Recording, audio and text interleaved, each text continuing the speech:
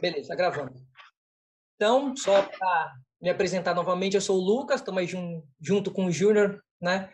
Para a gente dar aula, a nossa história, a respeito da história da igreja. Esse aí é um livro de referência que eu utilizei na aula de hoje.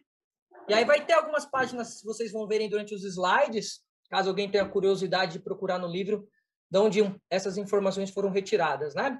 Então tá aí, História Ilustrada do Cristianismo. O que a gente vai conversar hoje, falar? Esse é o período, a gente vai falar desse período... Peraí, uns fogos aqui, é o jogo do Palmeiras. A gente vai falar do período quando acaba a perseguição e a igreja se torna uma instituição junto com o Estado, né? Não focar muito em datas, mas eu vou colocar a data de começo ali para a gente estar se localizando. E o Edito de Milão, que é um acontecimento muito importante. Então tá aqui o cara não, né? O imperador Diocleciano. Então ele é conhecido como o último imperador pagão. É o último. E não só é o último, ele é o pior de todos. Se a gente for pegar na história da perseguição cristã desde o começo, esse aqui é o pior. Ele fez tudo, qualquer tipo de perseguição. É perseguir, não importa, é o culto onde eles estivessem, quem se declarasse cristão, eles iam atrás, mas é o pior mesmo, né? É dor, é sofrimento, é a perseguição mais severa. Ele é conhecido como o último pagão, porque depois dele, quem assume todo o império vai ser Constantino. Então esse é o período que a gente tem aqui, ó, 284 a 305. E ali, ó, só uma nota que eu coloquei aqui, para a gente ter uma ideia, são 300 anos de perseguição cristã. Olha quanto tempo durou, 300 anos aproximadamente. Desde lá do começo, lá de Atos, agora aqui, ó. E aí, tem uma curiosidade do período ali, final do século III para o século IV, que é o seguinte. Acontece um fato, antes de começar, um fato muito importante, que é o seguinte. Esse o imperador Diocleciano, ele tinha dividido o império em 4. Então, abaixo desse imperador, tinha outros 4 imperadores. É isso mesmo. Tinha 4 imperadores. E o pai do Constantino era um deles. E tem esse cara aqui chamado Galério. Ele está logo abaixo de Diocleciano. Então, a gente tem Diocleciano, o imperador. Ele dividiu em 4 impérios, em 4 imperadores. Só que antes, lembra que eu coloquei aqui, ó, Edito de Milão. No Edito de Milão é declarado o fim da perseguição. Só que, para a gente entender toda a história, tem esse cara aqui, ó, Galério.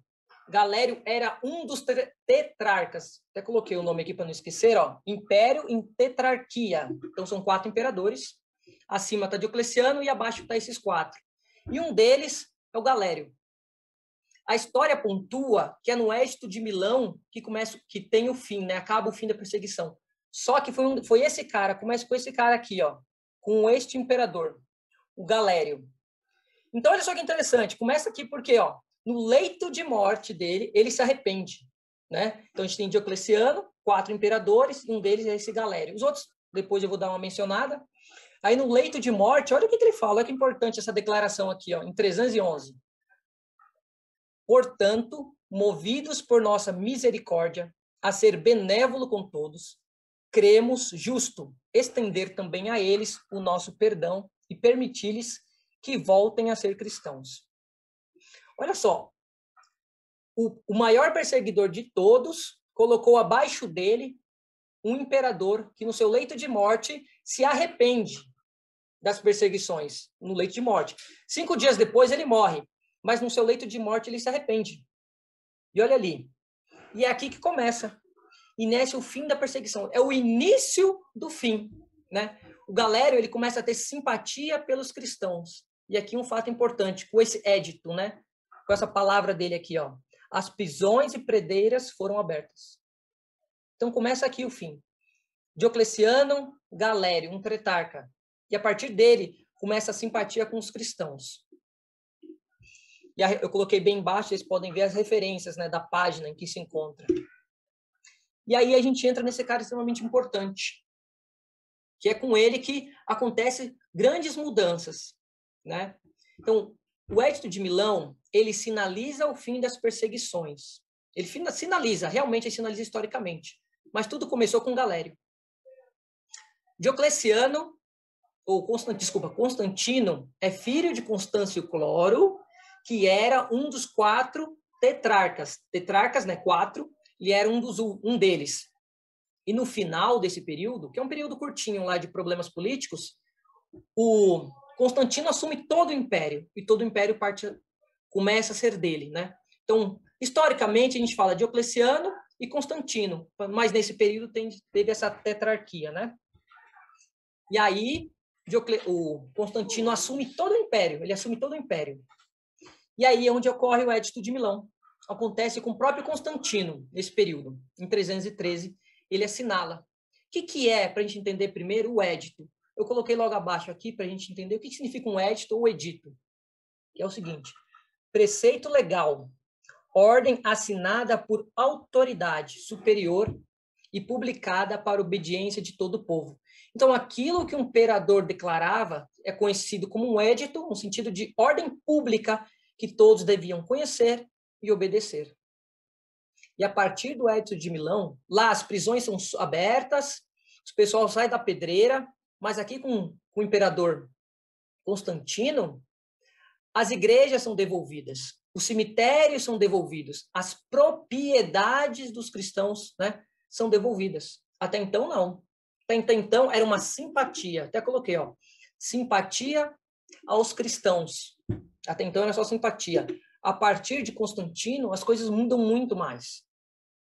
A gente tem aqui a igreja começando a ter paz. Começando a ter um período de poder fazer mais, né? Mas porque a gente tem igrejas devolvidas, cemitérios e as propriedades, as moradias onde eles habitavam. E aí a gente entra nisso aqui, concílios. São fatos importantes, né? Então a gente tem os éditos dados por Galera e Constantino, e aí acontecem os concílios. O que é um concílio? Só para a gente entender com clareza, que é uma reunião de líderes da igreja para deliberar, decidir, esclarecer questões de fé. Então, teologia, doutrina, costumes e verdades históricas. Então, o concílio é justamente esse. Mas o concílio não acontece só nesse período, né? É que nesse período tem uma abertura, mas concílios já aconteciam. Para a gente ter uma ideia do que era um concílio com clareza, a gente vai voltar lá em Atos 15. Se vocês quiserem abrir, mas eu vou ler aqui, e a gente vai acompanhando. Eu coloquei o resumo dos versículos, né, de Atos 15. Então, a gente tem lá, resumo. Versículo 1, versículo 6, versículos 20, 28 e 30, para a gente entender que concílio não está restrito a esse período pós-fim da perseguição, mas que eles já existiam. Só que os concílios agora acontecem de uma outra forma, acontece com liberdade, e a gente vai ver com o que mais os concílios acontecem. Então, eu vou ler para vocês aqui em Atos 15, para a gente entender um concílio muito importante que aconteceu na história cristã, lá no começo, após, né, a morte e ressurreição de Cristo. Atos 15. Olha o versículo 5. Mas alguns da seita dos fariseus tinham crido, levantaram-se, dizendo... Oi? Tudo bem. Olha só, Atos 15, 5. Mas alguns da seita dos fariseus que tinham crido levantaram-se dizendo que era necessário circuncidá-los e mandar-lhes observar a lei de Moisés. O que é o concílio que eu falei? Uma reunião de líderes para deliberar e decidir questões de fé, questões teológicas. Então, o que eles queriam? O que esses convertidos queriam, né? Judeus convertidos queriam? Que os outros cristãos não judeus seguissem a lei de Moisés e fossem circuncidados. No versículo 6, ele continua, ó. Congregaram-se, pois, os apóstolos e os anciãos para considerar este assunto. É reunião, concílio. Está aqui um bem importante que aconteceu. E aí, no concílio, sai uma resolução, uma solução para esse conflito, né? Mas centrada no próprio evangelho. O versículo 28 e 30 esclarece isso para a gente. Vou ler aqui. Olha só, o 28. Porque pareceu bem ao Espírito Santo e a nós, ao concílio, decidindo e tomando decisão a respeito disso, a não vos impor maior encargo além destas coisas necessárias, que vos abstenhar das coisas sacrificadas aos ídolos, do sangue, da carne sufocada e da prostituição. E destas coisas farei bem se vos guardar. Então, essa é a ideia de concílio, e esse é o primeiro concílio que acontece na história cristã. Né? Está aqui em Atos, Jesus morreu, ressuscitou, estavam tendo problemas entre judeus convertidos e não judeus convertidos. E aí eles se reúnem e resolvem. Então, esse é o sentido de concílio, né? O problema, circuncisão, obediência à lei de Moisés. Reunir para considerar. E aí eles trazem a resposta no 28 e 30. Então, esse é o sentido de concílio. Esse foi o primeiro que aconteceu na história cristã. E daí a gente vai para o concílio de Nicéia, que acontece justamente com Constantino. Só recapitulando aqui rapidinho. Então, a gente tem Diocleciano o maior, perseguidor cristão, e o último imperador pagão. Ele divide o império em 4. Depois de desse período de tetrarquia, Constantino assume todo o império, e todo o império é dele. E aí, em 325, acontece o concílio de Nicéia, na própria cidade do nome. E aí a gente tem uma mudança histórica muito, muito importante aqui. E qual é essa mudança histórica? Veja, concílios já aconteciam. Só que aqui acontece aprovado pelo imperador. O imperador aprova que isso acontece. O imperador financia. Olha que interessante. Até então era perseguição, uma perseguição terrível com Diocleciano. Agora não. Constantino autoriza que a igreja se reúne. Autoriza. E não só isso, ele financia. Vocês vão fazer com o dinheiro do império. Então, é a igreja reunida pela primeira vez como corpo. Então, aqui no Concílio de Nicéia, o que acontece? De diversos lugares daquela região ali, como eu coloquei ali, ó, Europa, África, Ásia, sírios, né, árabes, palestinos, bispos da Macedônia. Então, de todos esses lugares se reúnem para tratar de assuntos peculiares da igreja. Né? Veja só, separado. Agora a gente está reunido. O imperador aprova. Então vamos decidir, né? Que é o importante é justamente isso. E o que acontece no Concílio de Nicéia que marca também a história cristã? Além, né, do fim da perseguição, com o Edito de Milão, aqui a igreja reunindo pela primeira vez como corpo, autorizada e aprovada e financiada pelo Império, tem um problema. Se lá no Concílio de Jerusalém a gente tem judeus convertidos querendo impor uma regra da lei judaica aos cristãos não judeus, aqui a gente também tem um problema. E por que eles se reuniram, né? De grande importância, grandes líderes, bispos daquela época. Que está aqui, ó, a maior controvérsia, o arianismo. Então, sempre que a igreja se reúne como concílio, é justamente para tratar de heresias e de ideias que vão contrárias aos ensinamentos cristãos. Veja, a gente está tratando daquilo que é pregado desde o começo, daquilo que está lá, da dispersão dos apóstolos, desde aquele momento dos ensinos de Cristo e dos apóstolos e de Paulo. A igreja foi pregando a mesma coisa, só que sempre tendo concílios para resolver questões e imposições humanas. E aí, nesse período, a gente tem o arianismo, ou, né, o ário, que vai trazer exatamente isso, o arianismo. E do que trata o arianismo? Então, é um grupo, de certa forma, dissidente da igreja, que não entende, ou não pensa, na verdade, eles não aceitam Jesus como sendo Deus. Olha o problema que eles vão enfrentar nesse concílio. Eles não acreditavam na Trindade. Então, Jesus não é Deus. Eu coloquei ali, ó, João 1, de 1 a 12, que vai falar o seguinte, João 1 a 12 é aquele que fala. Vou até ler aqui para ficar claro o que o versículo fala, para eu não me perder. Olha lá, em João 1 e 2, vai falar exatamente do que era essa controvérsia ariana. João 1 e 2, olha só, para a gente entender. No princípio era o verbo, e o verbo era Deus, e o verbo estava com Deus. E ele estava no princípio com Deus. Para esse grupo dissidente, Eles não entendiam trindade. Né? Eu estou colocando o termo trindade aqui para a gente entender claramente, Deus Pai, Deus Filho, Deus Espírito Santo, como uma única coisa, né? A mesma substância, a mesma substância com Deus. Então, não. Esse era o problema e o sentido. Além de outras questões teológicas, claro, que a gente se reúne para decidir num concílio, essa era uma das mais importantes do momento, a maior controvérsia da época, né? Que é essa questão de Ário, do arianismo, que eles acreditavam em Jesus apenas como uma criatura de Deus. Então, Jesus não é Deus, é apenas Deus criou Jesus para que ele pudesse morrer pelos nossos pecados. Então, ele não era igual a Deus. Só que o problema é justamente esse, né? Desde o princípio, não é isso. Desde o princípio, não é isso que João fala, né? Ele já existia, ele estava com Deus e ele era Deus.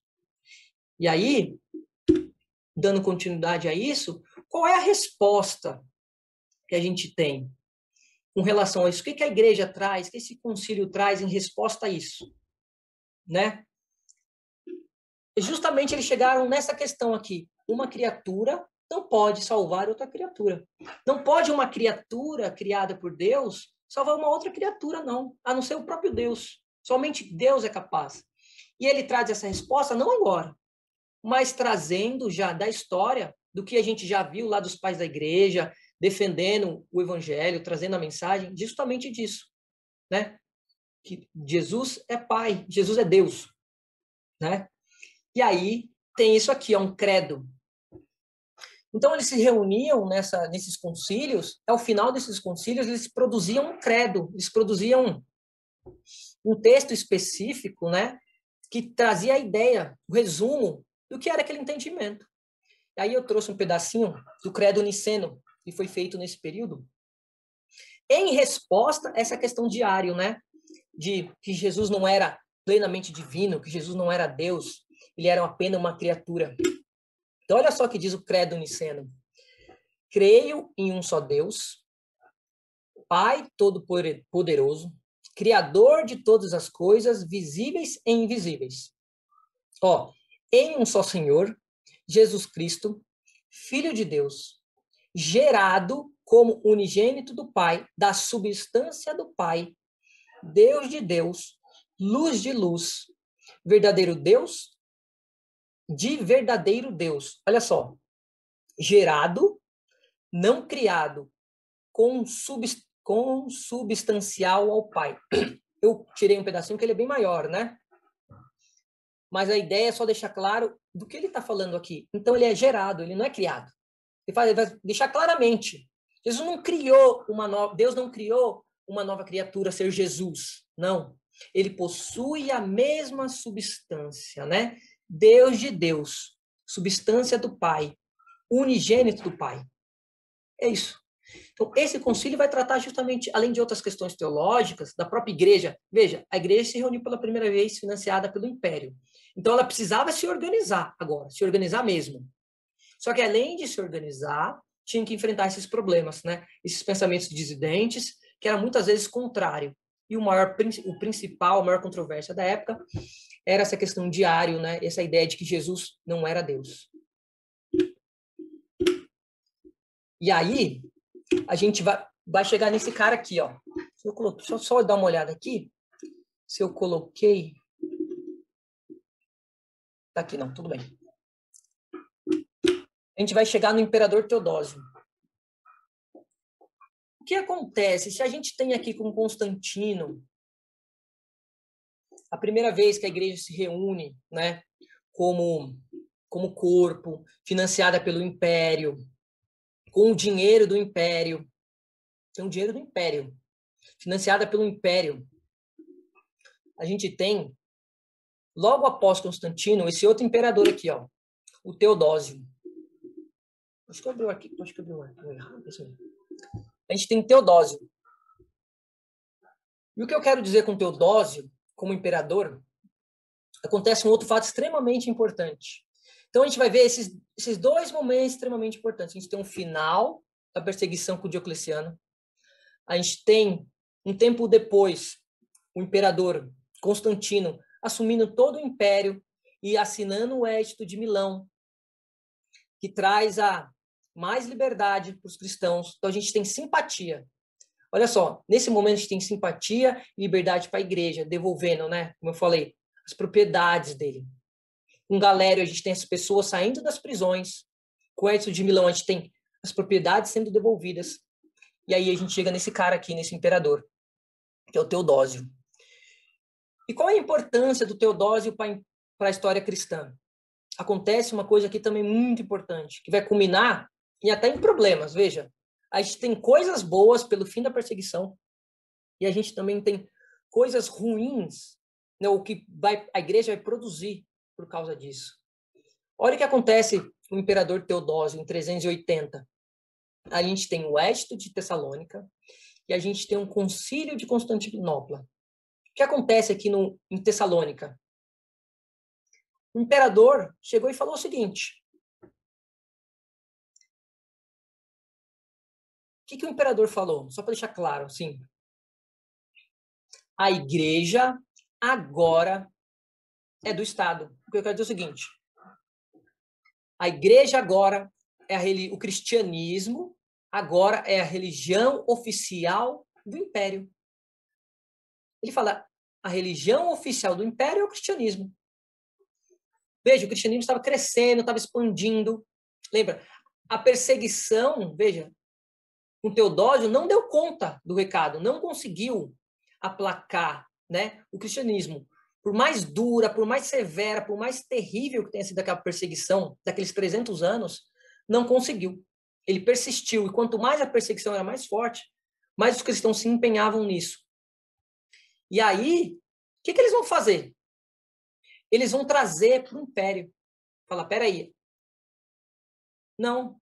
Começa lá com Galério, Constantino e Teodósio. Teodósio vai falar, não, a religião, o cristianismo agora é religião oficial do império. Está lá no Edito de Tessalônica. Pronto, a partir desse momento, não interessa. A pessoa tem que ser cristã. A religião oficial do Estado, a religião oficial do império, é o cristianismo. E o que acontece aqui? Olha só, a igreja agora, a partir desse momento, sendo oficial, veja, agora é oficial de fato.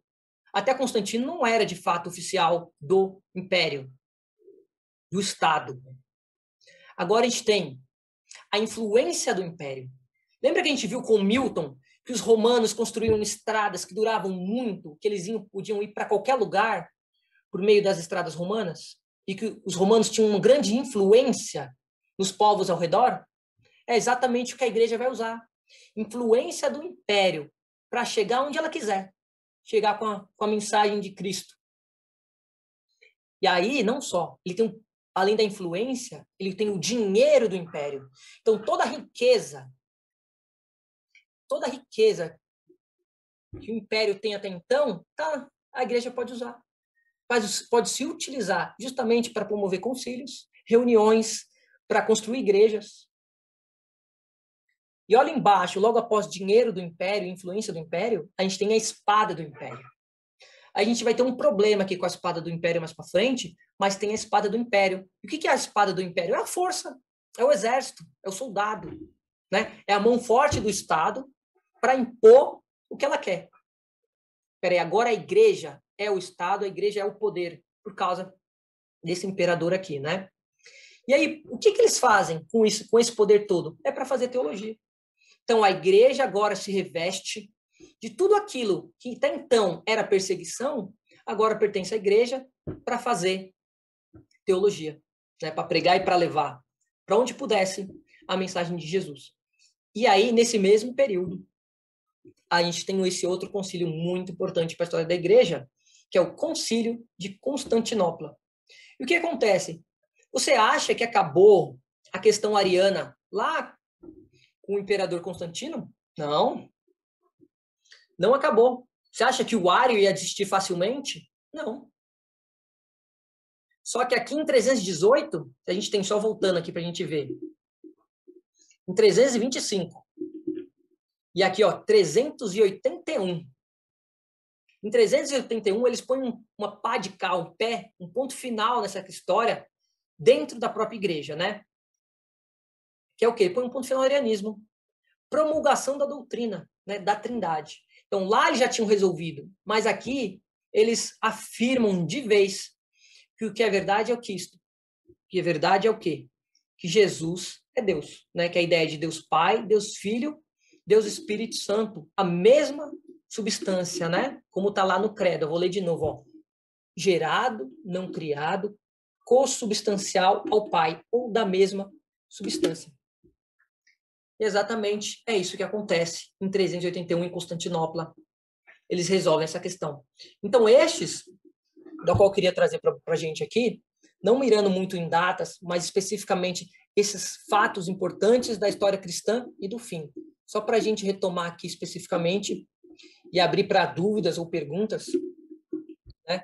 Caso alguém tenha. Então, a gente tem com Diocleciano o fim do o último imperador pagão, né? E a partir dele começa as mudanças. A gente tem 300 anos de perseguição. Pronto. O governo está dividido em 4, né? 4 imperadores abaixo dele. Galério, o tetrarca Galério era um deles. Ele fez esse édito, né, de tolerância. Ele é conhecido como o édito da tolerância, que ele começa a trazer simpatias para os cristãos, tirando ele das prisões em 311. E após essa tetrarquia, quem assume todo o império é Constantino, que é com Constantino que a gente tem o édito de Milão, que é com ele que sinaliza o fim da perseguição cristã. É com esse aqui mesmo que sinaliza historicamente. Mas é com o anterior que dá início ao fim. Então, aqui a gente tem as igrejas sendo devolvidas, os cemitérios e as propriedades. E aonde acontece pela primeira vez um concílio financiado pelo Império, através de Constantino. Eles se reúnem com a aprovação do imperador e com o dinheiro do imperador. A gente tem aqui o Concílio de Nicéia, para resolver a questão em 325 do arianismo, da questão do ário, dessa ideia de que Jesus não era Deus, e eles resolvem com a questão da Trindade.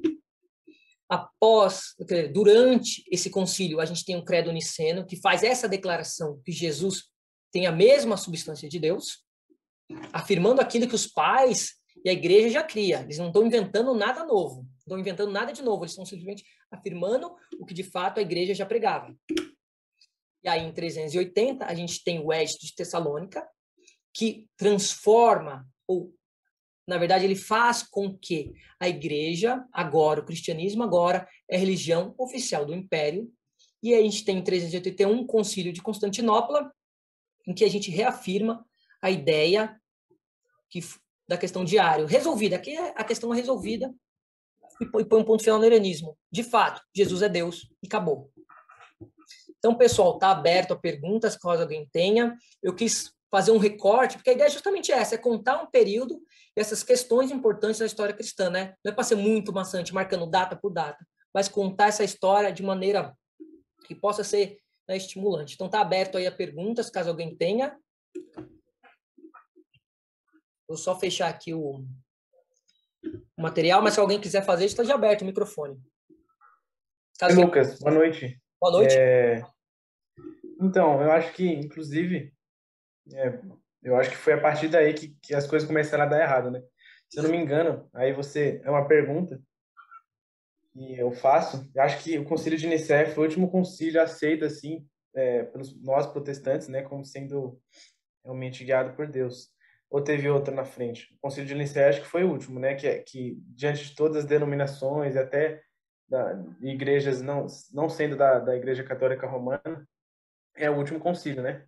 Para todas as igrejas, sim, né? Mas a Igreja Católica, ela aceita vários outros concílios. A gente tem 7 concílios, especificamente, né, desse período, mas a Igreja Católica aceita todos. Aí tem outras igrejas que vão aceitar 2, tem outras que vão aceitar 1, outras vão aceitar 4, mas geralmente esse primeiro que o de Milão, né, que a gente tem aqui em Nicéia, é aceito por todos, porque justamente ele concilia essa ideia de Jesus tem a mesma substância do Pai. Uhum. Eu acho que esse na verdade, eu aceito por todos, né? Até a Nicéia parece que tem uma concordância bem grande aí. Sim. Beleza? Pode falar. E aí, rapaz? Tenho, na verdade, eu não sei se o Lucas vai comentar, que tem o Concílio de Calcedônia, 425. E ele faz parte da ortodoxia, né? E, inclusive é o que a gente crê em muitos pontos que eles chamam lá do quadrilátero de Jesus, né? Que vai falar, que vai expandir um pouco as questões aí quanto à divindade, às naturezas de Jesus, né? Então ele é um concílio clássico e que a igreja assume. É, enfim, aí se o Lucas for complementar depois, ele dá um toque. É o de Calcedônia 425. Mas, cara, deixa eu. Pode Vou colocar falar. minha opinião, tá, Vitor? Eu acho que, na verdade, eu não sei se você falou que as coisas pioram a partir daí, eu acho que não, cara. Eu acho que melhora. Sabe por quê? Porque a importância desses concílios foi magistral. A gente, né, enquanto batista, a gente não tem esse apego, mas quem aqui do grupo, né, que está ouvindo e foi católico deve lembrar, né, de creio em Deus Pai Todo-Poderoso, Criador do céu e da terra, e pipipi, popopó. E hoje a gente evangélico até olha com certo desdém disso, achando que é uma reza, né? É só uma repetição, sei lá. Mas quando na verdade isso aí é o que fundamenta a nossa fé, né? E eu acho que a importância do concílio é justamente essa, né? Ela de uma certa forma, o que nos distingue, cara? O que é distintivo da fé cristã? Eu acho que o que está nesses concílios, principalmente, né, o niceno-constantinopolitano, o de 318, 325 e também o de Calcedônia depois, é ele que vai delimitar, ele que vai falar, poxa, esse cara é cristão, esse não é, esse está na ortodoxia, esse não está. Por que eu digo isso? Porque o Lucas comentou, né, que, poxa, Ário, a conversão a conversão, né? A controvérsia arianista, né, do Ário ali, foi colocado uma pá de cal, foi, né, pelo menos teologicamente, todo Isso, isso. mundo todo mundo fechou o tema. Mas hoje a gente tem um monte de discípulo de Ário por aí, que são testemunhas de Jeová, Eu por ia exemplo. mencionar, mas é isso mesmo. Entendeu? Então, o testemunho de Jeová, sem saber, ele segue o Ário ali, né? Então, e muitos dizem, cara, aí é para pesquisa, mas muitos dizem que Constantino, embora tenha financiado, embora ele tenha sido o cara que estabeleceu e chamou todo mundo, o concílio e toda aquela coisa, ele morreu ariano. Dizem que ele era ariano, mas ele deixou a coisa rolar, entendeu? Ele deixou o concílio rolar, ele deixou os bispos colocarem ali a sua visão, e não deixa de ser também como um exemplo para a gente hoje, né? Porque ele teve aberto ao diálogo. E, enfim, e a partir dali, hoje, a igreja se beneficia disso, né? Tudo bem que nesse de Nicéia aí teve pancadaria, né? O Nicolau, né, que é o Papai Noel, o São Nicolau, ele deu na cara de Ário, né? Na discussão lá, os caras chegaram em vez de fato mesmo. O Papai Noel deu um soco, um tapa no Ário, por causa da heresia do Ário, né? Mas é interessante essa questão de que, poxa, abriram para diálogo, e esse diálogo hoje, ele é o que diz quem é cristão e quem não é, entendeu? Por mais que foi lá atrás e tem a questão institucional e tudo, eu acho que talvez seja isso que você, né? Poxa, a partir daí piorou, eu acho que muito por causa da questão que institucionalizou, né? A igreja virou Estado e ficou aquela coisa meio, né, esquisita, mas eu acho que E centralizou em Roma, né? No caso de. Acho isso, que aí a igreja visível meio que se divide, digamos assim, a partir daí. talvez, eu acho que você tem um ponto aqui sim, mas eu acho isso muito louco estudar esses concílios justamente por isso, porque foram respostas a perguntas da época, né? E hoje a gente se beneficia disso, a igreja como um todo, né? Ô, Lucas, uma pergunta aí. Ah, Essa questão dos concílios, aí a conversão, muita gente fala que foi entre aspas, de Constantino. ah. O governo, né, acabou tomando essa atitude pelo fato de que havia perseguição à igreja e essa perseguição não estava sendo eficaz. A igreja continuava crescendo, então eles acabaram negociando no sentido de, pô, é melhor institucionalizar a igreja. Sendo assim, a gente tenta de alguma forma controlar a igreja. Esse foi um dos motivos de Constantino, aceitar a igreja como um todo e não perseguir, liberar as propriedades para os cristãos, etc. Isso seria também assim um dos motivos? Sim, não só o único, mas é um dos motivos. Mas assim, os pais de Constantino, segundo a história, eles eram, não sei se confirmar se eram cristãos de fato, mas eles influenciaram o próprio Constantino, né, com relação ao cristianismo. Mas tanto veja só, até esse período, os cristãos até era mais a ralé, o que eu quero dizer assim, as pessoas mais pobres, mas era um grande volume de gente. Então, se o imperador trouxesse esse pessoal para o próprio lado do império, né, era proveitoso para o império, eu teria menos conflitos, né? É uma ideia também de poder de gerenciar, também é uma ideia de conflito. Entendi. Historicamente, porque se eu tenho um grupo, um povo, e eu tenho problemas com ele, ao trazer ele, ou, né, legalizar ou ter simpatia, eu, de certa forma, eu meio que elimino o problema, assim, de certa forma, né? E aí tem outras transborda para outras questões, né? Entendi. Obrigado. Mas é engraçado é que depois desse período, né, aí, no decorrer dos séculos, né, aí a Igreja Católica foi se perdendo, né, foi entrando muita politicagem, né, no núcleo da Igreja, né, aí na história dos papas, né, você vê muitos papas tiveram filhos, o filho do papa se tornou papa.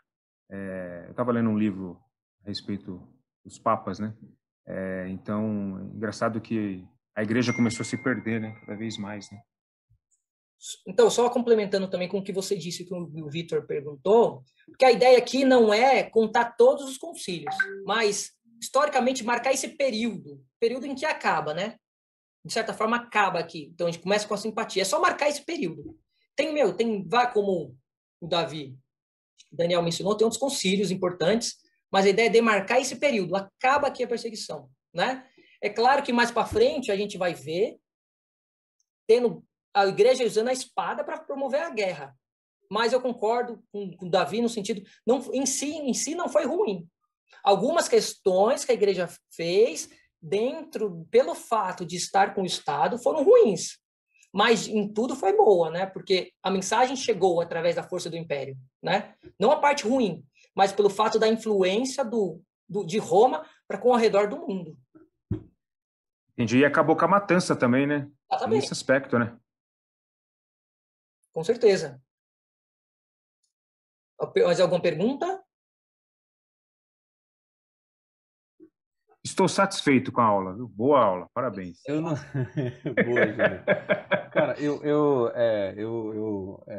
Pode falar, cara, tá livre. Eu acho que seria muito, muito interessante em dado momento, nas nossas comunidades, na nossa profissão de fé, a gente se lembrar disso, entendeu? Do conteúdo, né? Não achar que é coisa de católico, essas coisas, tal, porque, meu, tem um tesouro teológico e da história da igreja por trás desse credo, né? E é uma pena que a gente tem tanto medo de se parecer católico que a gente simplesmente desconsidera uma preciosidade dessa, né? E, enfim, deixa passar. A nossa fé, ela tá inteirinha ali, né? E quão bom seria, né, se os cristãos pudessem, né, aí pensando no nosso contexto, né, ler isso, refletir isso, eventualmente a gente fazer esse tipo de declaração comunitária nos nossos cultos, né? Eu acho que a gente ia ganhar muito. Davi, você levantou uma coisa importante, eu acabei esquecendo, lembrei agora, muito importante desse período, que é o seguinte, católico até então, né, só para lembrar, é universal, não é a igreja católica que a gente conhece na instituição. Católico até então é a igreja universal de todos, também não é a universal do reino de Deus, mas a igreja universal, nesse sentido. Então tá, pessoal, vamos só orar então, agradecer pela aula, caso não tenha mais algum... Lucas, Oi? Lucas, deixa eu só te perguntar uma coisa. Você falou aí de Ário, né? Você poderia falar um pouquinho sobre ele? Qual a relação com essas heresias antigas aí, com as modernas? Não entendi. Tem a... Então, a ideia de Ário é que Jesus, a ideia principal da ideia ariana é que Jesus é uma criatura de Deus. Ele não existia desde o princípio com Deus, ele não existia. sei, mas quem era ele? Ele era Ele era Fala um um pouquinho bispo. dele. Ele era um bispo. Então ele pregava à Um vontade. líder. Fazia parte da igreja, né? Pertencia à igreja. Eu esqueci a palavra. É excomungado. Depois ele é excomungado. Ele é excomungado. Ah, Mas ele e pela história, todas essas heresias partiam de pessoas assim, líderes de igrejas?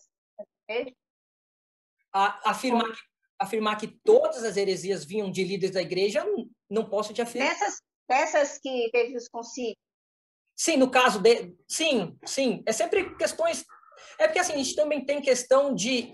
Mais para frente tem imperadores querendo impor a visão deles. Então também tem, além de líderes da igreja, a gente tem um imperador querendo também colocar a visão dele na história. Então esses concílios resolviam questões teológicas de dentro da igreja e até questões com o próprio imperador. Depois, o imperador se torna também um papa, mas até então não era. Então, o imperador também o imperador cria em uma coisa cristã, ele queria impor. Então, os concílios também resolviam essas questões, né?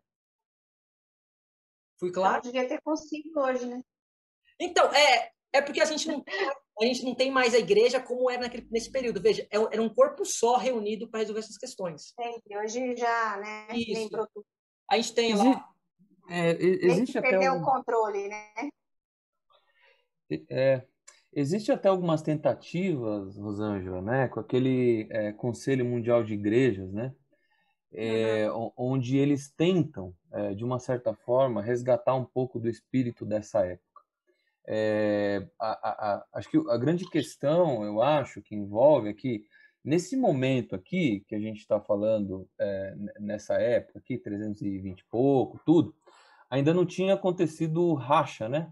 Eu não digo nem o racha protestante, por assim dizer. O racha da igreja, a igreja ortodoxa ocidental e a oriental, né? Que depois se tornou a igreja ortodoxa, né? A igreja ortodoxa, eles tiveram rachou mais ou menos ali no ano 1000, e eles nunca mais a igreja católica, a igreja ortodoxa, foi 1045. A grande questão ali foi sobre a procedência do filho, né? Se ele era eternamente gerado, se ele era tudo aquilo. E aí eles separaram. Então hoje você tem a igreja ortodoxa, a igreja do Oriente, que ela é ortodoxa. Ela é uma igreja que olha, por exemplo, esse credo aqui de Nicéia, anterior ao cisma ali, e eles professam. Só que eles pensam um pouco diferente da gente em alguns aspectos, parte até da escritura deles, tem algumas divergências, enfim. Então, esse não é nem tanto protestante. Esse eu acho que é o grande cisma da igreja de tradição, de recorte cristão, eu acho que é esse cisma, né, da igreja ortodoxa. E aí você tem depois o protestantismo e tudo isso, e aí foi cada vez dividindo mais e mais, né? E aí é só a gente olhar em volta, a gente vê, né, principalmente quando a gente vai para o protestantismo e tem aquela coisa de livre exame das escrituras, né?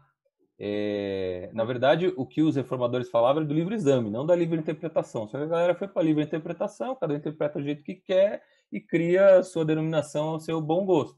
E aí é difícil esses movimentos de conciliatórios, né? E eu concordo com você, seria muito legal ter aí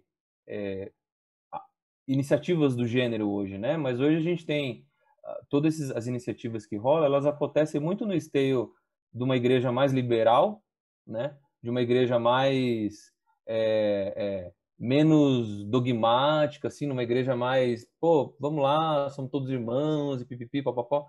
E aí eles vão discutir mais política, mais ação social e coisas do gênero, e não tem essas formulações, né, teológicas. Eu acho que é difícil porque a gente não tem uma grande liderança, né, hoje, como era naquela época, né? O imperador, ele chamava os bispos da região, tal, conversava. O próprio Ário, né, a gente fala de Ário como um herege, mas ele tinha boas intenções.